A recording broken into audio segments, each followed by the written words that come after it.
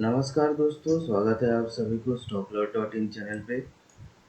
जैसे कि आप लोग लास्ट हफ्ता देखे थे कि जो भी प्रेडिक्शन मैंने लास्ट वीक दिया था उसमें ऑलमोस्ट 90% मैच हो गया था।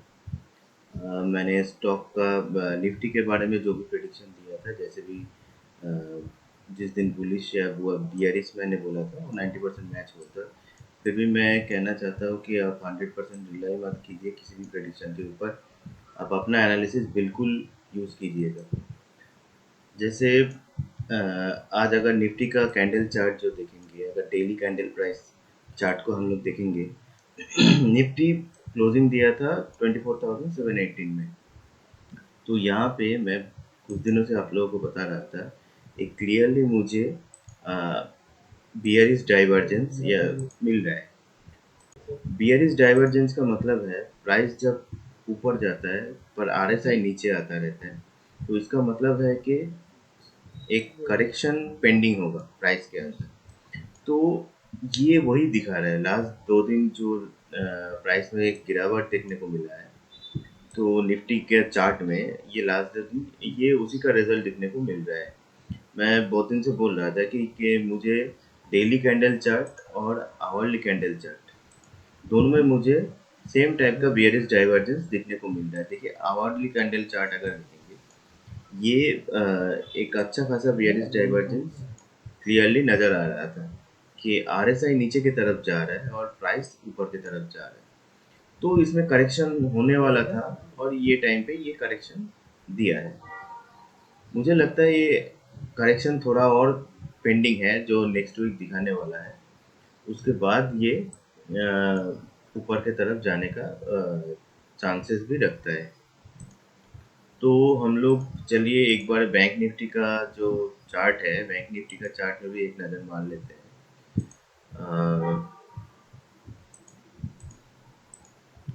ये आ गया हम लोग बैंक निफ्टी का डेली वाला चार्ट।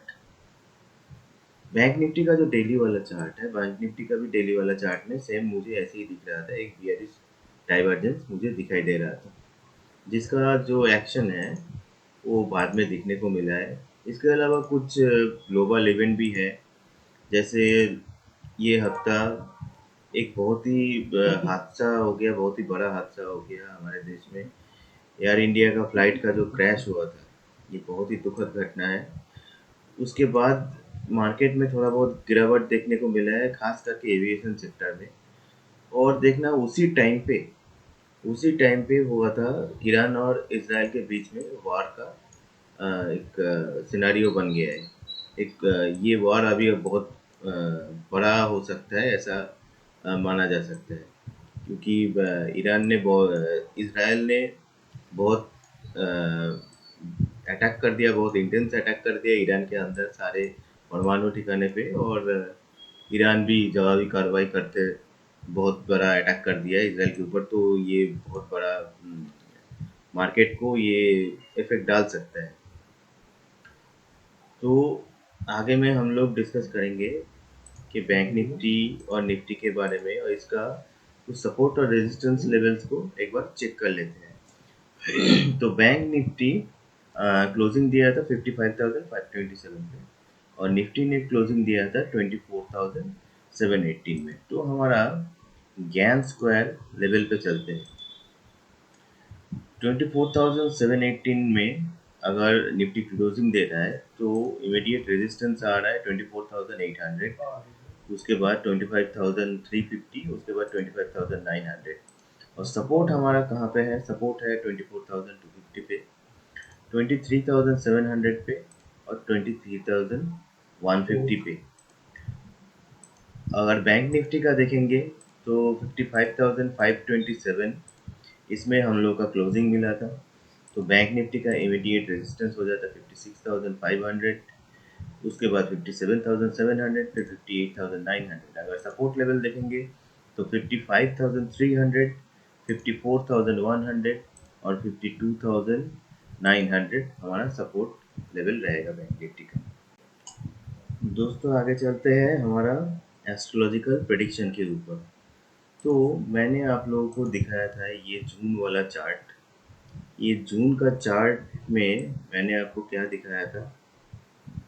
मैंने दिखाया था कि ये 13 और 14 तारीख को ये सेंटिमेंट में एक बहुत ही डीप ड्रॉप डाउन मुझे मिल रहा है।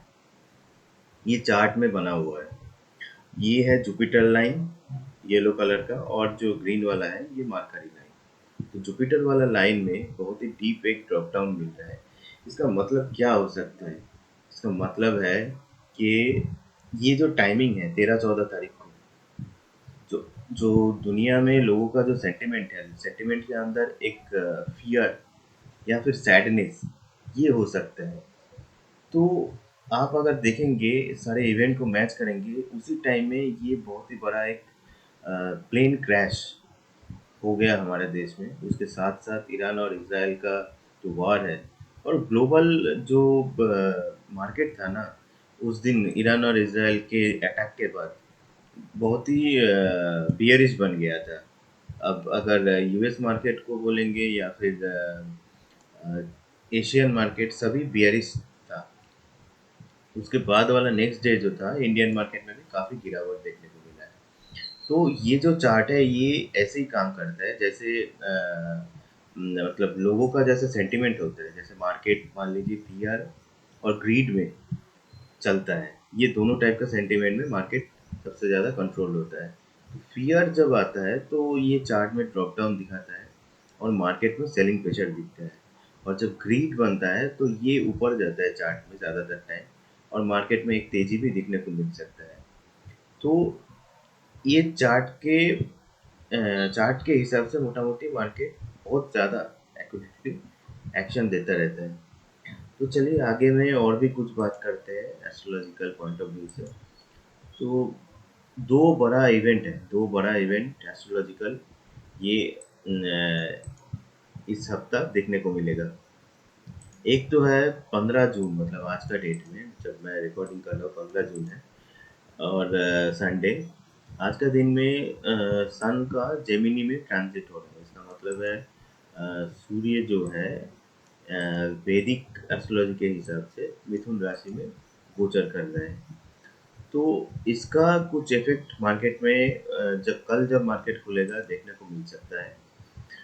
और सन जब जेमिनी में ट्रांजिट करता है और उसका एस्पेक्ट हो रहा है वेनस और राहु और केतु से, तो इसका क्या इफेक्ट होता है? इफेक्ट ज़्यादा होता है एफएमसीजी, टेलीकॉम, लॉजिस्टिक और आईटी सेक्टर में इफेक्ट देखने को मिल सकते हैं। जब वेनस और राहु केतु में जब एस्पेक्ट होता है सन के ऊपर, तो क्या होता है, थोड़ा बहुत कंफ्यूज ट्रेंड्स दिखता है और सडन रिवर्सल, या फिर क्या होता है कि थोड़ा सा सेलिंग प्रेशर देखने को मिल सकता है। और एक दूसरा जो इवेंट हो रहा है जुपिटर का कंबशन, मतलब जुपिटर सन के एकदम पास में चला गया है। सन और जुपिटर का डिग्री एकदम आसपास आ गया है।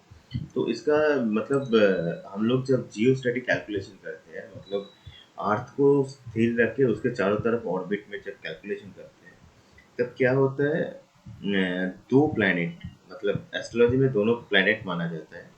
दो प्लैनेट जब आसपास आ जाता है तो इसको कंजक्शन कहा जाता है। अगर कोई दूसरा प्लैनेट सन के आसपास आ जाता है तो उसको कंबस्ट कहा जाता है।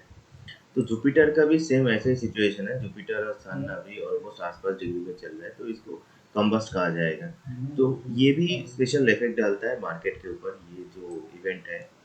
तो जुपिटर कंट्रोल करता है फाइनेंस, बैंकिंग, ये सब जो है इसको कंट्रोल करता है। तो हम लोग को ये फाइनेंस, बैंकिंग, ये सब चीज़ों में, ये सब जो फाइनेंशियल जो भी सेक्टर है ना, ये सब सेक्टर पे थोड़ा बहुत काफ़ी इफेक्ट देखने को मिल जाएगा। अभी यहाँ पे मैंने क्या लिखा है, यहाँ पे लिखा है रिजल्ट क्या हो सकते हैं, with decision making in big financial institution, lack of clarity in economic policies and under performance in banking and insurance sectors. ऐसा सिचुएशन देखने को कभी कभी मिल सकता है। तो चलिए हम लोग बात करते हैं डेली जो एस्ट्रोलॉजिकल प्रेडिक्शन है उसके ऊपर। तो 16 तारीख जो है मून का जो राशि रहेगा, पहला मार्केट खोलने के टाइम में कैप्रिकॉर्न रहेगा और मार्केट क्लोजिंग के टाइम में एक्वेरियस रहेगा। तो ये दोनों राशि का जो नेचर है, कैप्रिकॉर्न का थोड़ा साइडवेज टाइप का नेचर है और एक्वेरियस का बियरिश नेचर रहता है। और जो भी नक्षत्र लॉर्ड रहेगा मार्स, और नक्षत्र रहेगा धनिष्ठा, और उनका जो लॉर्ड होता है वो मार्स रहता है। तो ये जो एस्पेक्ट जो भी आ रहा है मार्स के ऊपर, थोड़ा सा नेगेटिव है। इसका इफेक्ट आपको दिखने को मिलेगा डिफेंस, इंजीनियरिंग, मेटल्स, कंस्ट्रक्शन, ये सब सेक्टर में हल्का बियरिश सेंटिमेंट दिखने को मिल सकता है। इसके अलावा जो भी एस्पेक्ट हो रहा है, एस्पेक्ट के हिसाब से बोल सकते हैं कि 16 तारीख थोड़ा सा वोलाटाइल रहेगा। मतलब डाउन और आप दोनों के बीच में, मतलब दोनों साइड में मार्केट मूव करेगा। तो इसका इसके अलावा हम ये भी बोल सकते हैं, जो मान लीजिए अभी मून का जो डायरेक्शन रहेगा, मतलब उसके हिसाब से देखा जाता है मार्केट में जो भी ओपनिंग रहेगा, ओपनिंग के बीच में एक बियरिश सेंटिमेंट आता रहेगा। इसके अलावा जब राशि परिवर्तन जब करेगा मून, ठीक है, तो ये है लगभग 1 से 1:30 बजे के अंदर। 1 से 1:30 बजे के अंदर जो टाइम है, कुछ खास मूवमेंट देखने को बिल्कुल मिलेगा मार्केट में। तो चलिए चलते हैं आगे में 17 तारीख का प्रेडिक्शन क्या बोल रहे हैं। 17 तारीख जो प्रेडिक्शन रहेगा, 17 तारीख मून का राशि रहेगा एक्वारियस। एक्वारियस का नेचर बियरिश है, और मून का जो नक्षत्र है सप्तविश नक्षत्र, इसका भी नेचर थोड़ा बियरिश टाइप का ही है। इसके अलावा मून के ऊपर, चंद्रमा के ऊपर जो भी एस्पेक्ट आ रहा है, एस्पेक्ट को देखते हुए चंद्रमा में उतना ज़्यादा तेजी देखने को नहीं मिलेगा मार्केट में। 17 तारीख एक जो भी नक्षत्र का पथ चेंज का टाइमिंग जो भी हो रहा है, ये जो है इम्पोर्टेंट एक टाइम बनेगा 1 से 1:30 बजे के अंदर। तो 1 से 1:30 बजे के अंदर हो सकता है मार्केट में कुछ स्पेशल मूवमेंट देखने को मिल सकता है। यहाँ पे मुझे चार्ट में देखने को मिल रहा है, ये मार्केट खुलने के बाद थोड़ा सा वीकनेस में खुलेगा, उसके बाद कुछ रिकवरी देगा 12 साढ़े 12 बजे तक। उसके बाद थोड़ा सा मार्केट में बियरिश सेंटिमेंट आने का संभावना बन रहा है। तो ये हो गया 17 तारीख को। चलिए देखते हैं आगे में 18 तारीख में क्या दिख रहा है। तो चलिए हम लोग देखते हैं 18 तारीख को मार्केट कैसे रहने वाला है। 18 तारीख को एक मिक्स्ड मोमेंटम रहेगा, और मार्केट में एक ट्रेंड रिकवरी का कोशिश करेगा। थोड़ा सा वीकनेस के साथ मार्केट का ओपनिंग होगा, तो 10 साढ़े 10 के करीब थोड़ा सा मार्केट में तेज़ी देखने को मिलेगा। और चंद्रमा रहेगा एक्वेरियस में, और इसका राशि का नेचर थोड़ा बियरिश है। नक्षत्र पूर्वा भाद्रपद है, इसका नेचर थोड़ा सा बुलिश टाइप का है। इसके अलावा हम लोग देखेंगे गोल्ड और सिल्वर में तेज़ी देखने को मिल रहा है। और इसके अलावा जो भी है, हम लोग अगर सर्वतोभद्र चक्र का एनालिसिस करेंगे, इसमें दिखता है मुझे चंद्रमा राहु के साथ कंजंक्शन में बैठा हुआ है। तो इसका जो रिजल्ट होता है सर्वतोभद्र चक्र के हिसाब से, तो मार्केट में थोड़ा सा तेज़ी देखने को मिलेगा, और साथ में वॉलेटिलिटी भी रहेगा। तो चलिए हम लोग चलते हैं 19 तारीख को मार्केट का क्या रहेगा देखने के लिए। 19 तारीख को चंद्रमा चला जाएगा पाइसेस में, अर्थात मीन राशि में। मीन राशि का जो नेचर है बहुत बियरिश टाइप का होता है, और उत्तर भाद्रपदा नक्षत्र जो है ये भी बियरिश टाइप का ही नेचर रहता है। नक्षत्र का लॉर्ड है शनि, ठीक है। ये जो भी है, जो भी एस्पेक्ट बन रहा है, एस्पेक्ट के हिसाब से मार्केट में दिख रहा है कि थोड़ा बियरिश बनेगा। तो 19 तारीख को मार्केट बियरिश हो सकता है। इसके अलावा गोल्ड और सिल्वर में तो तेज़ी बना रहेगा, ऐसा ही लग रहा है। इसके साथ एसबीसी चक्र, अगर सर्वतोभद्र चक्र हम लोग जाएंगे, तो चंद्रमा बैठा है उत्तर भाद्रपद नक्षत्र में, शनि और नेपच्यून दोनों के साथ कंजंक्शन में। तो ये जो टोटल जो इफेक्ट जो रहेगा मार्केट में, थोड़ा सा तेजी और हल्का तेजी रिकवरी करने का एक थोड़ा सा कोशिश करेगा, लेकिन ओवरऑल जो सेंटिमेंट मुझे लग रहा है बियरिश ही होने वाला है। मार्केट का शुरू जो है, शुरू में ज़्यादा बेयरिश रहेगा, उसके बाद थोड़ा सा रिकवरी होने का चांसेस बन रहे हैं सेकेंड हाफ में। इसके अलावा जो स्पेशल एक टाइमिंग रहेगा, जैसे नक्षत्र का पथ चेंज हो रहा है, तो वो 11:30 से 12 बजे के अंदर ऐसा नक्षत्र का पथ चेंज होगा। तो उस टाइम में हो सकता है मार्केट में थोड़ा सा फ्लक्चुएशन ज़्यादा बढ़ जाए। इस टाइम में आप लोग थोड़ा सा ज़्यादा नज़र में रखिएगा निफ्टी का चार्ट को। तो चलिए देखते हैं कि 20 तारीख को क्या हो सकता है।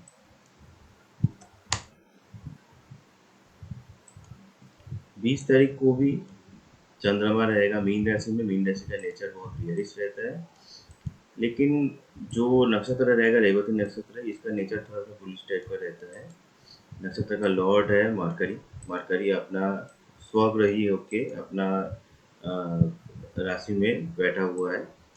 और इसके अलावा जो भी एस्पेक्ट आ रहा है, इसके हिसाब से थोड़ा सा लग रहा है मार्केट में थोड़ा सा तेजी आने का चांसेस दिख रहे हैं, थोड़ा सा रिकवरी हमको लग रहा है दिखेगा। इसके अलावा अगर हम लोग अगर देखेंगे कि एस्पेक्ट सर्वतोभद्र चक्र के हिसाब से क्या बन रहा है वेद चंद्रमा के ऊपर। सर्वतोभद्र चक्र में चंद्रमा जो है बैठा है रेवती में, और इसके ऊपर सन का डायरेक्ट वेद आ रहा है, और केतु का भी वेद आ रहा है। तो दोनों जो वेद है ये तेजी कारक है। तो ऐसा लग रहा है कि हफ्ते का जो लास्ट दिन होगा तो थोड़ा सा तेजी के साथ रिकवरी करने का कोशिश कर सकते हैं। तो ये हो गया निफ्टी के। इसके साथ साथ मैं गोल्ड और सिल्वर के बारे में भी बताया। ये दोनों के बारे में मेरा हफ्ते का एनालिसिस ये है, एस्ट्रोलॉजिकल, डब्ल्यूटी ज्ञान और टेक्निकल एनालिसिस के साथ आप लोगों को मैंने बताया। आप लोगों को जो भी ट्रेडिंग का जो भी डिसीजन रहेगा, ये आप लोगों का अपना पूरी तरह अपना रहेगा, और अपने रिसर्च के साथ ट्रेडिंग कीजिएगा, क्योंकि मैं कोई सेबी रजिस्टर्ड एनालिस्ट हूँ नहीं। तो चलिए मिलते हैं अगले वीडियो पे।